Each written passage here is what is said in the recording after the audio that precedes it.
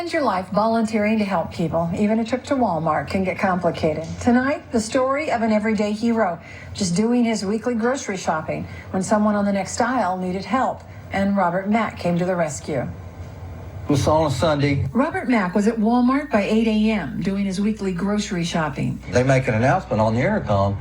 Is there a doctor in the house? Please come to produce. Then a few seconds later, This time it was a little more urgent. Is there a doctor in the house? Please come to produce immediately. I better go see what's going on. Robert's no doctor, but he's helped plenty of people in his life. He sits behind the wheel of a big rig for much of his day, shuttling big trailers in and out of Springfield's O'Reilly Distribution Center. But Robert's friends and family know this is only one of the driving forces in his life. Away from the job, he really shifts into high gear anytime there's a call for help. Robert was only 17 when he first joined a civil defense fire department.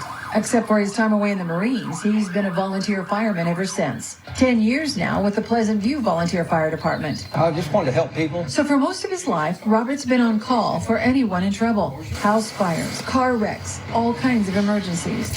Even customizing his personal vehicle to be able to help anyone in trouble. He's really a very caring individual, and he would do anything for anybody. And I think, he served the country, he's volunteered.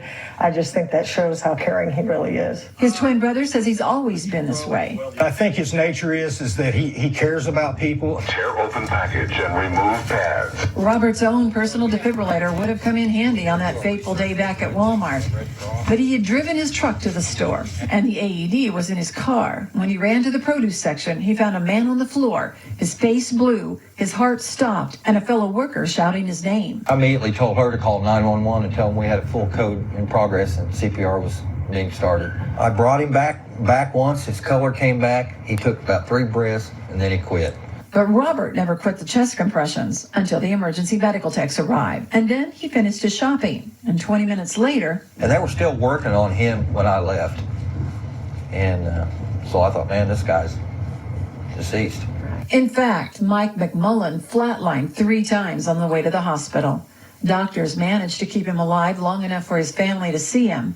And then came the triple bypass surgery. Oh, my God. But miraculously today, Mike McMullen is back on his feet and getting a surprise visit from the man who started the heroic medical care that saved his life. Hey, you look good. It was a chance for Mike and one of his brothers to say thank you for caring enough to fight for Mike's life when no one else could.